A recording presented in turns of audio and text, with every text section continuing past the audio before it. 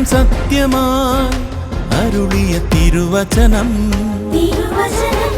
നിത്യസത്യമായി അരുളിയ ദിവ്യവചനം ശാന്തിയായി ദീപമായി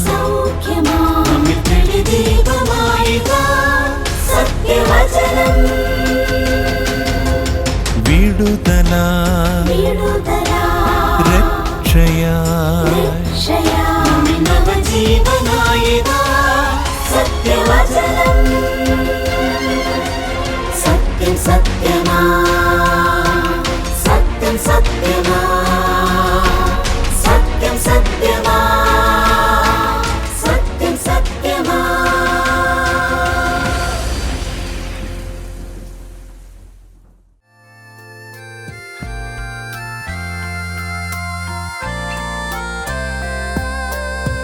ഞാൻ നിറമേകിയ സ്വപ്നങ്ങളെക്കാൾ അങ്ങേ തികവേറിയ പദ്ധതികൾ നന്മയെന്ന് ഞാൻ അറിയുന്നു.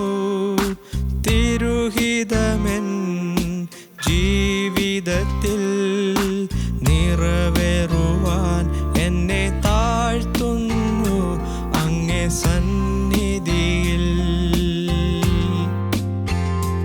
എന്റെ സൃഷ്ടാവേ എന്റെ ഉടയോനേ എന്നുമേ ഞാൻ നിൻ സ്വന്തമേ. എന്റെ രക്ഷകനേ എന്റെ കർത്താവേ എന്നെ പണിയണേ നിൻ ഹിതം പോ. എന്റെ സൃഷ്ടാവേ എന്റെ ഉടയോനേ എന്നുമേ ഞാൻ നിൻ സ്വന്തമേ. എന്റെ രക്ഷകനേ എന്റെ കർത്താവേ എന്നെ പണിയണേ നിൻ ഹിതം പോ. സത്യം സത്യമായി എന്ന ദൈവവചന സന്ദേശത്തിലേക്ക് ഏവർക്കും സ്വാഗതം. സത്യം സത്യമാ. ഒരു മനുഷ്യന് ജീവിക്കുവാനായിട്ട് സുരക്ഷിതത്വ ബോധം അത്യന്താപേക്ഷിതമാണ്. സുരക്ഷിതത്വ ബോധമില്ലാത്ത ഒരാൾക്ക് ജീവിക്കാൻ കഴിയില്ല. താൻ എപ്പോഴും അപകടത്തിൻ്റെ മുമ്പിലാണ് നിൽക്കുന്നത്, എന്തും എപ്പോഴും സംഭവിക്കാം എന്നുള്ള ഭയം അവൻ്റെ ജീവിതത്തെ സാരമായി ബാധിക്കുക തന്നെ ചെയ്യും. സുരക്ഷിതത്വ ബോധം അത്യന്താപേക്ഷിതമായിരിക്കുമ്പോൾ തന്നെ അരക്ഷിതത്വ ബോധം അല്ലെങ്കിൽ തെറ്റായ സുരക്ഷിതത്വ ബോധമുണ്ടായാൽ അത് വളരെ അപകടകരമാണ്. തെറ്റായ സുരക്ഷിതത്വ ബോധം വളരെ അപകടകരമാണ്. കാരണം താൻ സുരക്ഷിതനാണ് എന്ന് വിചാരിക്കുമ്പോൾ തന്നെ അപകട മേഖലയിലൂടെയാണ് അദ്ദേഹം സഞ്ചരിക്കുന്നത്. എപ്പോഴാണ് അപകടം തന്നെ പിടിച്ചടക്കുക എന്ന് അറിഞ്ഞുകൂടാ. ആകയാൽ തെറ്റായ സുരക്ഷിതത്വ ബോധം വളരെ അപകടകരമാണെന്ന് തിരിച്ചറിയുക. ആത്മീയ മേഖലയിൽ ഈ തെറ്റായ സുരക്ഷിതത്വ ബോധത്തിലാണ് പലരും ജീവിക്കുന്നത് എന്നത് വളരെ ദുഃഖകരമായ ഒരു യാഥാർത്ഥ്യമാണ്. ഞാനിപ്പോൾ പോകുന്ന പോക്ക് കുഴപ്പമില്ല, മിക്കവാറുമൊക്കെ മരണശേഷം ദൈവത്തിൻ്റെ അടുത്ത് എനിക്ക് പ്രവേശനം ലഭിച്ചേക്കും, ഇല്ലെങ്കിൽ പിന്നീട് ആരെങ്കിലുമൊക്കെ എന്നെ അങ്ങോട്ടേക്ക് കയറ്റി വിടുവാൻ സഹായിച്ചേക്കും, അഥവാ മരണശേഷം മറ്റൊരവസരമുണ്ട് എന്ന ഒരു സുരക്ഷിതത്വ ബോധം അപകടകരമായ ഒരു സുരക്ഷിതത്വ ബോധമാണ്. അത് തെറ്റായ സുരക്ഷിതത്വ ബോധമാണ്. ഞാൻ എൻ്റെ മാക്സിമം നന്നായി ജീവിക്കുന്നുണ്ടല്ലോ, ഞാൻ വലിയ പാപങ്ങളൊന്നും ചെയ്യുന്നില്ലല്ലോ, ഈ പോക്ക് പോയാൽ ഞാൻ ശിക്ഷിക്കപ്പെടുകയില്ല, നരകശിക്ഷയ്ക്ക് യോഗ്യനാവുകയില്ല, ഞാൻ രക്ഷപ്പെട്ടേക്കും എന്ന് പലരും തെറ്റായി ചിന്തിക്കാറുണ്ട്, വ്യാമോഹിക്കാറുണ്ട്. ഇത് ഏതെങ്കിലും ഒരു മതത്തിൻ്റെ മാത്രം പ്രശ്നമാണ് എന്ന് പറയുക സാധ്യമല്ല. മിക്കവാറും എല്ലാ മതങ്ങളും മനുഷ്യർക്ക് ഇങ്ങനെയുള്ള തെറ്റായ ഒരു സുരക്ഷിതത്വ ബോധം കൊടുക്കുന്നവരാണ്. നിങ്ങൾ വലിയ കുഴപ്പക്കാരനല്ല, ഈ പോക്ക് പോയാൽ ശിക്ഷിക്കപ്പെടുകയില്ല, ഇനി അഥവാ ഏതെങ്കിലും നിലയിലുള്ള ചെറിയ ശിക്ഷകളൊക്കെ നിങ്ങൾക്ക് ലഭിക്കുമെങ്കിൽ ചെറിയ ശിക്ഷകളൊക്കെ തന്ന് നിങ്ങളെ മരണശേഷം രക്ഷിക്കുവാൻ ദൈവത്തിന് കഴിയും, അല്ലെങ്കിൽ മനുഷ്യർക്ക് കഴിയും എന്നൊക്കെ പഠിപ്പിക്കുന്ന മതങ്ങളെ നാം കാണാറുണ്ട്. പ്രിയ സ്നേഹിതരെ, ഗൗരവമായി ആത്മീയ ജീവിതത്തെ എടുക്കുന്നവർക്ക് ആത്മാവിൻ്റെ രക്ഷ അതീവ പ്രാധാന്യമുള്ളതാണ് എന്ന് തിരിച്ചറിയുന്നവർക്ക് ഈ ലാഘവത്തോടുകൂടിയുള്ള മനോഭാവം, ഈ തെറ്റായ സുരക്ഷിതത്വ ബോധം അപകടകരമാണ് എന്ന് അവരെക്കുറിച്ച് പറയാതിരിക്കുവാൻ തരമില്ല. ഞാൻ നിങ്ങളോട് ഒരു കാര്യം പറയാം. സ്വർഗം പൂർണ്ണതയുടെ പൂർണ്ണതയാണ്. ദൈവം പൂർണ്ണനാണ്. ദൈവത്തിൻ്റെ വാസസ്ഥലം പൂർണ്ണതയുടെ പൂർണ്ണതയാണ്. അവിടെ 99.9% മാർക്ക് കിട്ടിയ ഒരാൾ പ്രവേശിക്കുമെന്ന് കരുതുന്നത് അന്യായമാണ്. അത് സാധ്യമല്ല. സ്വർഗത്തിലെ പാസ് മാർക്ക് 100% എന്ന് ചുരുക്കം. സ്വാഭാവികമായും ഇത് കേൾക്കുന്ന ഒരാൾ ചോദിക്കുന്ന ചോദ്യം എന്താണ്? അങ്ങനെയെങ്കിൽ ആര് സ്വർഗത്തിൽ പോകും? ഒറ്റ വാക്കിൽ ഉത്തരം പറഞ്ഞാൽ ആരും സ്വർഗത്തിൽ പോകില്ല എന്നാണ്. മനുഷ്യൻ്റെ സ്വയശ്രമം കൊണ്ടോ പരിശ്രമം കൊണ്ടോ അധ്വാനം കൊണ്ടോ മറ്റെന്തെങ്കിലും കൊണ്ടോ സ്വയമായിട്ടൊരു മനുഷ്യൻ സ്വന്തം നന്മയിൽ ആശ്രയിച്ച് സ്വന്തം പ്രവൃത്തികളിൽ ആശ്രയിച്ച് സ്വർഗത്തിൽ പ്രവേശിക്കാമെന്ന് ചിന്തിച്ചാൽ അത് വ്യാമോഹമാണ് എന്ന് പറയാതിരിക്കാൻ തരമില്ല. കാരണം സ്വർഗത്തിലെ പാസ് മാർക്ക് 100% ആണ്. അത് ഒരു മനുഷ്യനും സ്വതവേ ഇല്ല. ദൈവവചനമായ ബൈബിളിൻ്റെ വാക്കുകളിൽ പറഞ്ഞാൽ തിന്മ ചെയ്യുന്നവരല്ലാതെ നന്മ ചെയ്യുന്ന ഒരുത്തനുമില്ല. എല്ലാവരും തിന്മ ചെയ്ത് ദൈവത്തിൻ്റെ തേജസ്, ദൈവത്തിൻ്റെ സാമീപ്യം, ദൈവം വെച്ചിട്ടുള്ള നിലവാരത്തിൽ നിന്ന് വളരെ വളരെ വളരെ താഴെ പോയിരിക്കുന്നവരാണ്. അങ്ങനെയുള്ള മാനവകുലത്തെ ബൈബിൾ വിളിക്കുന്നത് പാപികൾ എന്നാണ്. പാപികൾക്ക് ദൈവരാജ്യം അവകാശമാക്കുക സാധ്യമല്ല. ബൈബിൾ ശ്രദ്ധയോടെ പഠിക്കുമ്പോൾ വളരെ ആശ്ചര്യകരമായ പല പ്രസ്താവനകളും ബൈബിളിലുണ്ട്. അതിൽ എനിക്ക് ഏറ്റവും ആശ്ചര്യകരമായി തോന്നിയ ഒരു പ്രസ്താവന മത്തായിയുടെ സുവിശേഷം 19-ാം അധ്യായം 26-ാം വാക്യത്തിൽ ധനവാനായ ഭക്തനായ നല്ലവനായ ഒരു യുവാവിനോട് ഈശോ മിശിഹ പറയുന്ന ഒരു പ്രസ്താവനയാണ് രക്ഷ മനുഷ്യർക്ക് അസാധ്യം എന്ന്. ഈ യുവാവിനോടല്ല പറയുന്നത്, ശിഷ്യന്മാരോടാണ് പറയുന്നത്. പക്ഷേ ഈ യുവാവ് താൻ വളരെ നല്ലവനാണ്, വളരെ നല്ല നല്ല കാര്യങ്ങൾ ചെയ്യുന്നവനാണ്, എന്ത് നന്മ ചെയ്താൽ സ്വർഗത്തിൽ പോകുമെന്ന് ചോദിക്കുന്നവൻ പരാജയപ്പെട്ട് പിൻവാങ്ങി കഴിയുമ്പോൾ ശിഷ്യന്മാരോട് കർത്താവ് പറയുകയാണ്, ധനവാൻ സ്വർഗരാജ്യത്തിൽ പ്രവേശിക്കുന്നത് ഒട്ടകം സൂചിക്കുഴയിലൂടെ കടക്കുന്നതിനേക്കാൾ ബുദ്ധിമുട്ടാണെന്ന് പറയുമ്പോഴാണ് അങ്ങനെയെങ്കിൽ ആർ സ്വർഗത്തിൽ പ്രവേശിക്കുമെന്ന ചോദ്യത്തിന് കർത്താവ് കൊടുക്കുന്ന ഉത്തരമാണ് രക്ഷ മനുഷ്യർക്ക് അസാധ്യം. നമ്മെ ഇരുത്തി ചിന്തിപ്പിക്കേണ്ട ഒരു പ്രസ്താവനയാണിത്. രക്ഷ മനുഷ്യർക്ക് അസാധ്യമാണെങ്കിൽ, എല്ലാ മനുഷ്യരും പാപം ചെയ്ത് ദൈവ തേജസ് നഷ്ടപ്പെടുത്തിയവരാണെങ്കിൽ, ദൈവത്തിൻ്റെ ശത്രുക്കളായി ശത്രുപക്ഷത്ത് ചേർന്ന് നാശത്തിലേക്ക് പോകുന്നവരാണെങ്കിൽ, കർത്താവ് പറഞ്ഞ പ്രസ്താവന ശരിയാണ്, രക്ഷ മനുഷ്യർക്ക് അസാധ്യമാണ്. എങ്കിൽ ആർ രക്ഷ പ്രാപിക്കും എന്ന ചോദ്യം ചോദിക്കേണ്ടതുണ്ട്. രക്ഷ മനുഷ്യർക്ക് അസാധ്യമെന്ന് പറയുന്നതിനോട് തൊട്ടു ചേർന്ന് അടുത്ത പ്രസ്താവനയാണ് നമ്മെ ഏറ്റവും ആശ്വസിപ്പിക്കുന്ന ഒരു കാര്യം. രക്ഷ മനുഷ്യർക്ക് അസാധ്യമാണെങ്കിലും ദൈവത്താൽ സാധ്യമാണെന്നും ദൈവം മനുഷ്യർക്ക് വേണ്ടി രക്ഷ ഒരുക്കിയിട്ടുണ്ടെന്നുമുള്ള സുവാർത്ത അതിനോട് ചേർന്ന് കർത്താവ് പറഞ്ഞിട്ടുണ്ട്. ലോക മതങ്ങളെല്ലാം ഒരുപോലെ പറയുന്നു രക്ഷ മനുഷ്യർക്ക് സാധ്യമാണെന്ന്. അസാധ്യമാണെന്നല്ല, സാധ്യമാണ്.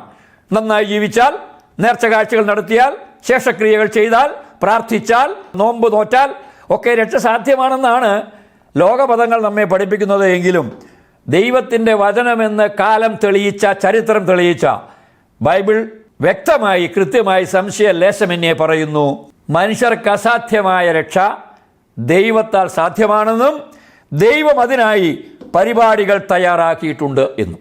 മനുഷ്യർക്ക് അസാധ്യമായ രക്ഷ മനുഷ്യർക്ക് ദാനമായി നൽകുന്ന ദൈവത്തെ ഞാൻ സ്തുതിക്കുന്നു.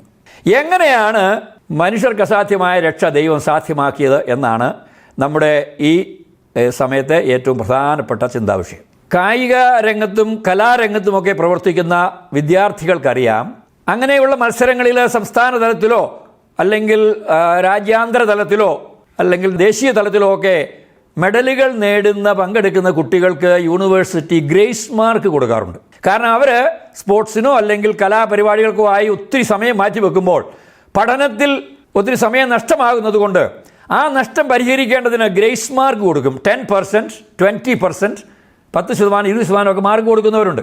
അങ്ങനെയാണ് പല കായിക താരങ്ങളും പല കലാതാരങ്ങളും ഒക്കെ എക്സാമിനേഷനിൽ വിജയിക്കുക. ദൈവത്തിൻ്റെ ഗ്രേസ് മാർക്ക് 10%, 20% അല്ല എന്നുള്ളതാണ് സുവിശേഷം. ദൈവത്തിൻ്റെ ഗ്രേസ് മാർക്ക്, ഗ്രേസ് എന്ന വാക്ക് കൃപയാണല്ലോ, ദൈവം കൊടുക്കുന്ന മാർക്ക് 100%. നാം ആദ്യമേ ചിന്തിച്ചു, മനുഷ്യൻ 100% പാപിയാണ്. അവൻ പാപത്തിൽ ജനിച്ച് പാപത്തിൽ വളർന്ന് സർവാത്മന പാപി എന്ന് വിളിക്കപ്പെടുവാൻ യോഗ്യനായവനാണ് മനുഷ്യൻ.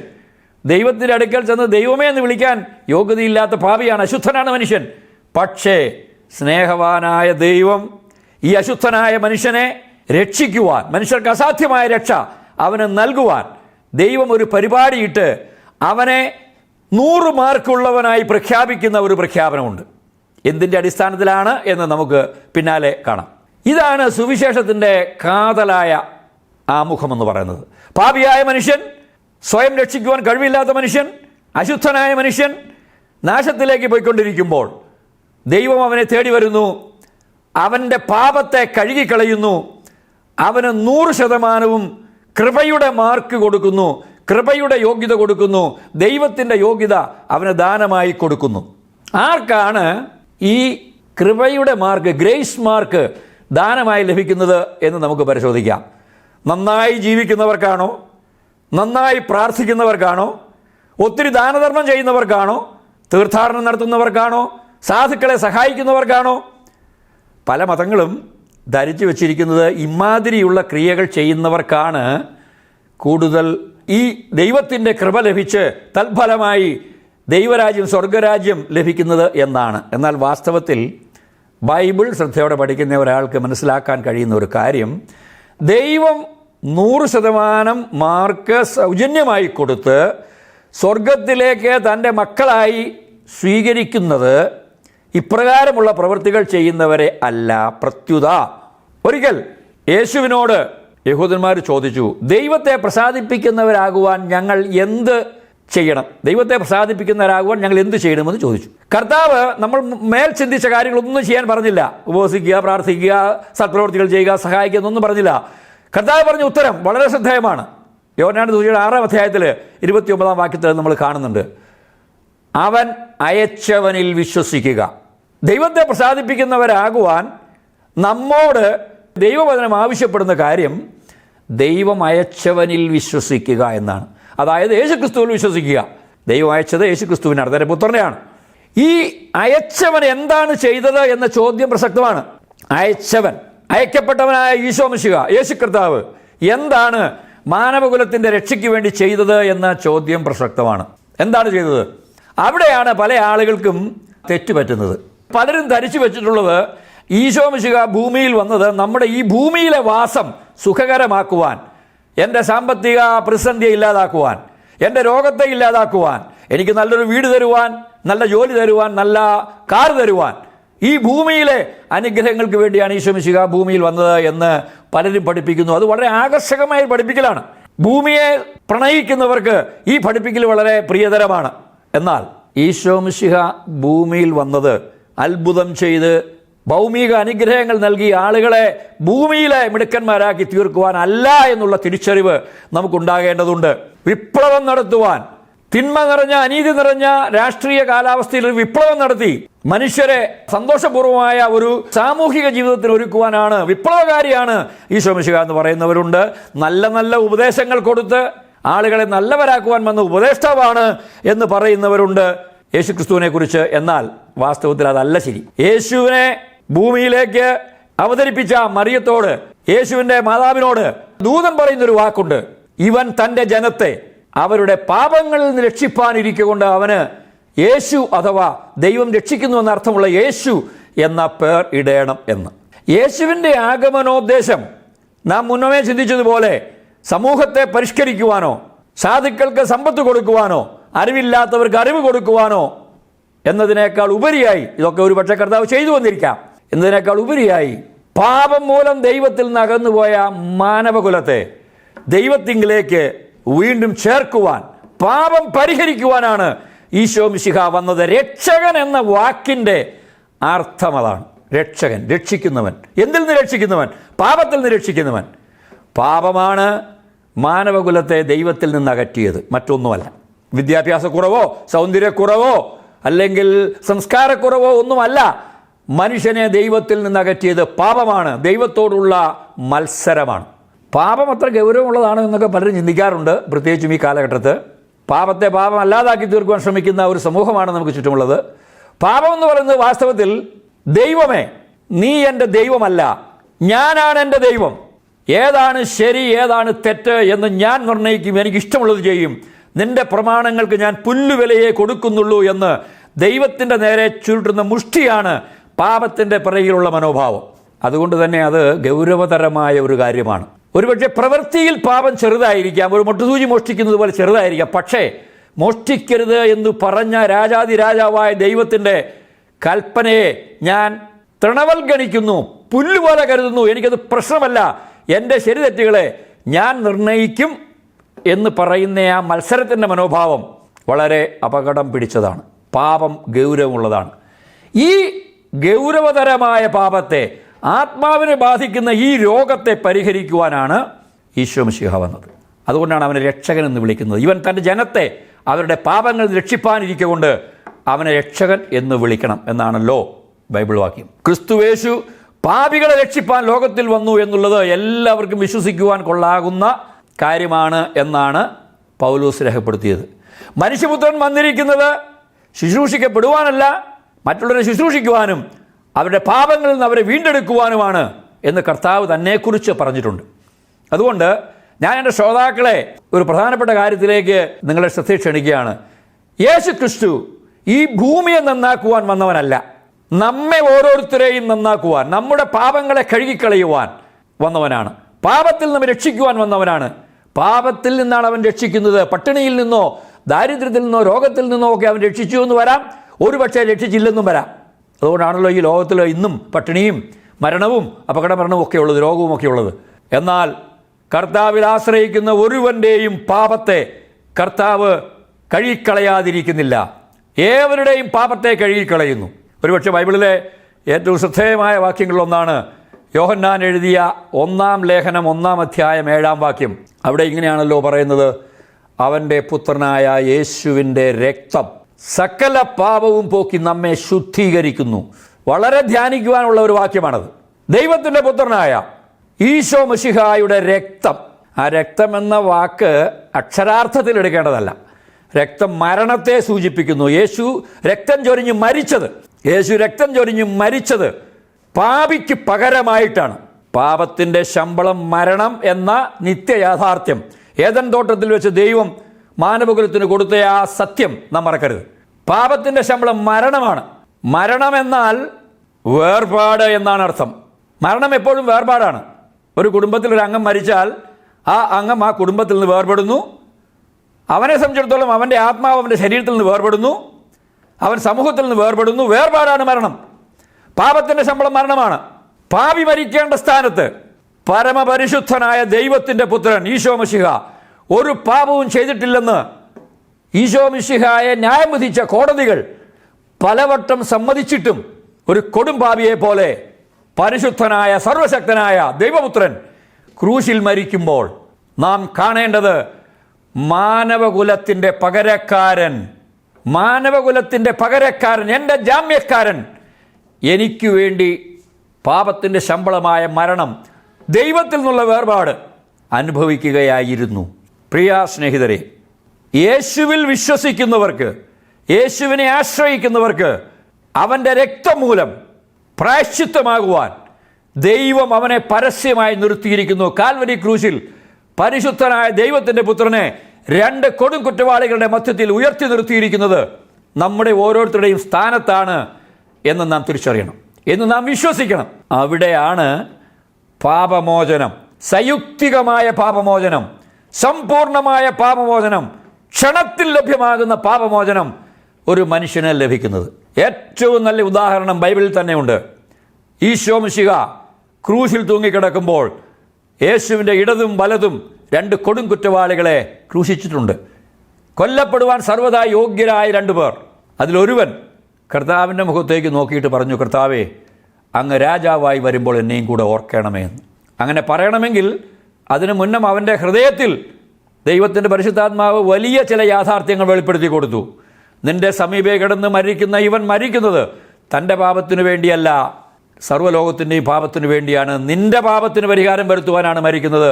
അവൻ മരിച്ചടക്കപ്പെട്ട് ഉയർത്തെഴുന്നേറ്റ് സ്വർഗാരോഹണം ചെയ്ത രാജാവായി വീണ്ടും വരും എന്നുള്ള വലിയ സത്യം ദൈവത്തിൻ്റെ ആത്മാവ് അവന് വെളിപ്പെടുത്തി കൊടുത്തതുകൊണ്ടല്ലേ അവന് പറയുവാൻ കഴിഞ്ഞത്, കർത്താവേ, അങ്ങ് രാജാവായി വരുമ്പോൾ എന്നെയും കൂടെ ഓർക്കണമേ. കർത്താവ് രണ്ടാമതൊന്നും ആലോചിച്ചില്ല കേട്ടോ. കർത്താവ് പറഞ്ഞു, ഇന്ന് നീ എന്നോടുകൂടെ പറുദീസയിൽ. ഇതുപോലെ പറഞ്ഞിട്ടുള്ള ഒരു രക്ഷകൻ ലോകത്തിൽ എവിടെയെങ്കിലും ഉണ്ടോ? ഏതെങ്കിലും മതഗ്രന്ഥങ്ങളിലുണ്ടോ? ഒരു കൊടും കുറ്റവാളി, ജീവിതകാലം മുഴുവൻ കുറ്റകൃത്യം ചെയ്തവൻ, ശിക്ഷിക്കപ്പെടുവാൻ സർവ്വതാ യോഗ്യനായവൻ കർത്താവിനെ വിശ്വസിച്ചു, കർത്താവിൻ്റെ പകരം മരണത്തിൽ ആശ്രയിച്ചു, കർത്താവ് രാജാവായി വരുമെന്ന് പ്രഖ്യാപിച്ചു. ഒരു സെക്കൻഡ് പോലും താമസിക്കാതെ കർത്താവ് അവന് ഉറപ്പ് കൊടുക്കുകയാണ്, ഇന്ന് നീ എന്നോടുകൂടെ പർദീസയിൽ എന്ന്. അത്ഭുതകരമായ ഒരു പ്രഖ്യാപനമാണത്. യേശുവിൻ്റെ രക്തം സകല പാപവും പോക്കി നമ്മെ ശുദ്ധീകരിക്കുന്നു. പ്രിയ സ്നേഹിതരെ, ഞങ്ങൾ നിങ്ങളെ ആഹ്വാനം ചെയ്യുന്നത്, നിങ്ങളുടെ പാപത്തിൻ്റെ ശിക്ഷയായ മരണം നിങ്ങൾക്ക് വേണ്ടി ക്രൂശിൽ വഹിച്ച ലോകരക്ഷകനായ ഈശോ മിശിഹായുടെ അടുക്കിലേക്ക് വരുവാനാണ്. മറ്റൊന്നും ചെയ്യേണ്ടതില്ല. പുത്രനിൽ വിശ്വസിക്കുന്നവന് നിത്യജീവനുണ്ട്. എന്താണ് വിശ്വസിക്കേണ്ടത്? ഉണ്ണീശോയിലാണോ, അത്ഭുത പ്രവർത്തകനായ യേശുവിലാണോ, ഉപദേഷ്ടാവായ യേശുവിലാണോ, വിപ്ലവകാരിയായ യേശുവിലാണോ എന്ന് ചോദിച്ചാൽ പൗലോസ് ഉത്തരം പറയും, ക്രൂശിക്കപ്പെട്ട ക്രിസ്തുവിൽ വിശ്വസിക്കുന്നവർക്ക് ശിക്ഷാവിധിയില്ല. അതുകൊണ്ടാണ് 1 കൊരിന്ത്യർ 2-ാം അധ്യായത്തിൻ്റെ 2-ാം വാക്യത്തിൽ പൗലോസ് പറയുന്നത്, ക്രൂശിക്കപ്പെട്ട ക്രിസ്തുവിനെ അല്ലാതെ മറ്റൊന്നും അറിയാത്തവനായി ഞാൻ നിങ്ങളുടെ ഇടയിൽ ഇരുന്നുവെന്ന്. യേശുവിനെ അറിയുക എന്ന് പറഞ്ഞാൽ ക്രൂശിനെ അറിയുക. ക്രൂശിലെ ആ മരണത്തെ, ആ പകരം മരണത്തെ, ജാമ്യക്കാരൻ്റെ വീണ്ടെടുപ്പ് വില കൊടുക്കുന്ന ആ സത്യത്തെയാണ് അറിയേണ്ടത്. അങ്ങനെ വിശ്വസിക്കുന്നവർക്ക് സൗജന്യമായ സമ്പൂർണമായ ആത്മരക്ഷയുണ്ട് എന്ന സുവിശേഷം ആവേശത്തോടെ അല്ലാതെ ഞങ്ങൾക്ക് പറയുവാനാവില്ല. എന്തു വില കൊടുത്തും ഈ സുവിശേഷം പറയുവാൻ തീരുമാനിച്ചിട്ടുള്ളവരാണ് ഞങ്ങൾ. അതിനുവേണ്ടി മരിക്കേണ്ടി വന്നാലും പ്രിയപ്പെട്ടവരത് നഷ്ടമായി ഞങ്ങളെ കരുതുന്നില്ല. അതുകൊണ്ട് ഞങ്ങളുടെ ശ്രോതാക്കളെ ദൈവനാമത്തിൽ ഞങ്ങൾ ആഹ്വാനം ചെയ്യുകയാണ്, ക്രൂശിക്കപ്പെട്ടവരിലേക്ക്, നിങ്ങളുടെ ഓരോരുത്തരുടെയും പകരക്കാരനായി ക്രൂശിൽ മരിച്ച ആ നല്ല രക്ഷകൻ. പാപികളെ നിഗ്രഹിക്കുവാൻ വന്ന അവതാരങ്ങളെക്കുറിച്ച് കേട്ടിട്ടുണ്ട്. പക്ഷേ പാപികൾക്ക് വേണ്ടി മരിക്കുവാൻ വന്ന ഏക അവതാരം ഈശോ മിശിഹ ആണ്. അതുകൊണ്ടാണ് ബൈബിൾ പറയുന്നത്, ആകാശത്തിന് കീഴെ മനുഷ്യർക്കിടയിൽ രക്ഷയ്ക്കായി നൽകപ്പെട്ട വേറൊരു നാമവും ഇല്ല, വേറൊരുത്തരും പാപികൾക്ക് വേണ്ടി മരിച്ചിട്ടില്ല. ഈ സത്യം പരിശുദ്ധാത്മാവ് നിങ്ങളുടെ ഹൃദയങ്ങളിൽ പതിപ്പിക്കട്ടെ എന്ന പ്രാർത്ഥനയോടെ ഞാൻ എൻ്റെ വാക്കുകളെ ഉപസംഹരിക്കുന്നു. ദൈവം നിങ്ങളെ ഓരോരുത്തരെയും അനുഗ്രഹിക്കുമാറാകട്ടെ.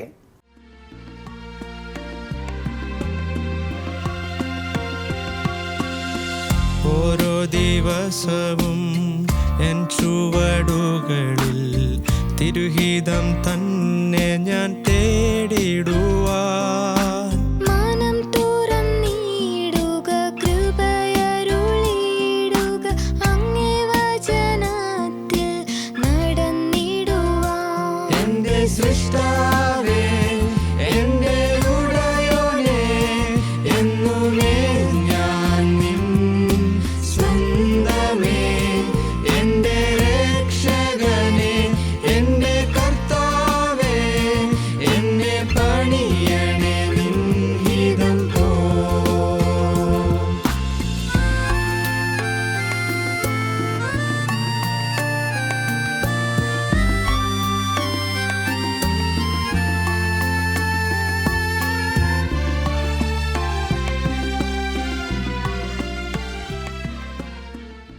ദൈവജനത്തിലെ വളരെ പ്രസക്തമായിരിക്കുന്ന ഒരു പ്രസ്താവനയാണ് നമ്മൾ കേട്ടത്.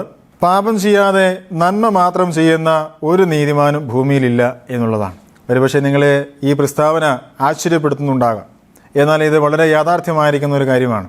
പലപ്പോഴും നമ്മൾ ചിന്തിക്കാറുണ്ട്, ഞാൻ അങ്ങനെ വലിയ തെറ്റുകളും കുറ്റങ്ങളും ഒന്നും ചെയ്യുന്നില്ല, ഞാനൊരു നീതിമാനായിരിക്കുന്ന വ്യക്തിയാണ് എന്നൊരു പക്ഷേ നമ്മൾ ചിന്തിക്കാറുണ്ട്. എന്നാൽ ദൈവത്തിൻ്റെ വചനം നമ്മോട് പറയുന്നത് എന്താണ്? നീതിമാൻ ആരുമില്ല, ഒരുത്തൻ പോലുമില്ല, ഗ്രഹിക്കുന്നവനില്ല, ദൈവത്തെ അന്വേഷിക്കുന്നവനുമില്ല എന്ന് ദൈവത്തിൻ്റെ വചനം നമ്മോട് പറയുന്നു. എന്നാൽ പാപിയായിരിക്കുന്ന മനുഷ്യന് രക്ഷ നേടുവാനായി, അവന് സ്വർഗത്തിൻ്റെ അവകാശിയായി തീരുവാൻ, പാപത്തിന് ശാശ്വതമായിരിക്കുന്ന പരിഹാരം വരുവാൻ, അതേ സ്വർഗത്തിലെ ദൈവം മനുഷ്യന് വേണ്ടി നൽകിയിരിക്കുന്ന അതേ രക്ഷാമാർഗമാണ് കർത്താവായിരിക്കുന്ന യേശു ക്രിസ്തു. രക്ഷയ്ക്ക് വേണ്ടി മനുഷ്യർ പല വഴികളും പല സ്ഥലങ്ങളിലും പല അധ്വാനങ്ങളും കഴിക്കുന്നവരാണ്. എന്നാൽ ദൈവം മനുഷ്യന് വേണ്ടി നൽകിയിരിക്കുന്ന ഒരേ ഒരു മാർഗം, ഒരേ ഒരു നാമം എന്ന് പറയുന്നത് കർത്താവായ യേശു ക്രിസ്തുവിൻ്റെ നാമമാണ്. ദൈവത്തിൻ്റെ പുത്രനായിരിക്കുന്ന യേശു ക്രിസ്തു ഭൂമിയിലേക്ക് ഒരു മനുഷ്യനായി ഇറങ്ങി വന്ന് നീതിമാനായി ജീവിച്ച് സകല മനുഷ്യരുടെയും പാപത്തിന് ശിക്ഷയായിരിക്കുന്ന മരണമെന്ന ശിക്ഷ തൻ്റെ സ്വന്തം ശരീരത്തിൽ ഏറ്റെടുത്ത് ഞാനും നിങ്ങളും അനുഭവിക്കേണ്ട മരണമെന്ന ശിക്ഷ, നാം അനുഭവിക്കേണ്ട അടികൾ, നിന്ദകൾ, പരിഹാസങ്ങൾ, നമ്മുടെ തലയിൽ വെൽക്കേണ്ട മുൾക്കിരീടങ്ങൾ നമുക്ക് പകരക്കാരനായി നമ്മുടെ രക്ഷകനായ നമ്മുടെ കർത്താവായിരിക്കുന്ന യേശു ക്രിസ്തു അതൊക്കെയും അനുഭവിച്ചു തീർത്തു. എന്തുകൊണ്ടാണ് യേശു ക്രിസ്തു ഇത് അനുഭവിച്ചതെന്ന് ചോദിച്ചാൽ, അതെ, പാപിയായിരിക്കുന്ന മനുഷ്യന് അവൻ്റെ ആത്മാവിൻ്റെ രക്ഷ അവന് നേടുവാനായിട്ട് കഴിയുകയില്ല എന്നുള്ളതുകൊണ്ടാണ്. പാപിയായിരിക്കുന്ന മനുഷ്യൻ സൽപ്രവൃത്തികൾ ചെയ്താലോ, കൂദാശകൾ ചെയ്താലോ, പ്രാർത്ഥനകൾ ചെയ്താലോ, കർമ്മങ്ങൾ ചെയ്താലോ അത് ദൈവത്തിന് പ്രസാദമാകുകയില്ല. അതുകൊണ്ട് തന്നെ കർത്താവായിരിക്കുന്ന യേശുക്രിസ്തു എന്ന ഏക വഴി, കർത്താവ് പറഞ്ഞു, ഞാൻ തന്നെ പുനരുദ്ധാനവും ജീവനുമാകുന്നു, എന്നിൽ വിശ്വസിക്കുന്നവൻ മരിച്ചാലും ജീവിക്കും. അതുകൊണ്ട് പ്രിയപ്പെട്ടവരെ, ഇന്ന് തന്നെ, ഇപ്പോൾ തന്നെ, ഈ വചനം കേൾക്കുന്ന നിമിഷത്തിൽ തന്നെ ഈ കർത്താവായ യേശുക്രിസ്തുവിലേക്ക് നിങ്ങളുടെ ഹൃദയങ്ങൾ ഉയർത്തുക. കാൽവരി ക്രൂശിലേക്ക് നിങ്ങളുടെ കണ്ണുകൾ ഉയർത്തുക. അതെ, ആ കർത്താവിനെ ജീവിതത്തിലേക്ക് സ്വീകരിക്കുക. ആത്മരക്ഷ പ്രാപിച്ച് നിത്യജീവൻ്റെ അവകാശികളായി ജീവിക്കുവാൻ ദൈവം നിങ്ങളെല്ലാവരെയും സഹായിക്കുമാറാകട്ടെ. നമുക്ക് പ്രാർത്ഥിക്കാം. മഹാപരിശുദ്ധനായിരിക്കുന്ന സ്വർഗീയ നല്ല പിതാവേ, നന്ദിയുള്ള ഹൃദയത്തോടെ ഞങ്ങൾ അങ്ങേ സ്തുതിക്കുകയും മഹത്വപ്പെടുത്തുകയും ചെയ്യുന്നു. കാൽവരി ക്രൂശിൽ കർത്താവായിരിക്കുന്ന യേശുക്രിസ്തു തൻ്റെ ശരീരത്തെ പ്രായശ്ചിത്തയാഗമായി, പാപപരിഹാര ബലിയായി അത് തൻ്റെ ശരീരത്തെ ഏൽപ്പിച്ചു നൽകിയത് ഞങ്ങളെ രക്ഷിക്കുവാൻ വേണ്ടിയിട്ടാണ്. ഞങ്ങളുടെ ആത്മാവിനെ രക്ഷയ്ക്ക് വേണ്ടിയിട്ടാണ്. ഞങ്ങളുടെ പാപത്തിന് ശാശ്വതമായിരിക്കുന്ന പരിഹാരം വരുത്തിയ മനുഷ്യനെ സ്വർഗത്തിൽ ദൈവത്തെങ്കിലേക്ക് എത്തിക്കുവാനായിട്ടാണ് എന്ന് ഞങ്ങൾ ഓർക്കുന്നു. കർത്താവെ, അങ്ങയുടെ ഈ വലിയ രക്ഷയ്ക്കായി നന്ദിയോടെ സ്തോത്രം. അവിടുന്ന് തൻ്റെ പുത്രനായിരിക്കുന്ന യേശുക്രിസ്തുവിനെ ഭൂമിയിലേക്ക് അയക്കുവാൻ മനസ്സായല്ലോ, അതിനായി നന്ദിയോടെ സ്തോത്രം.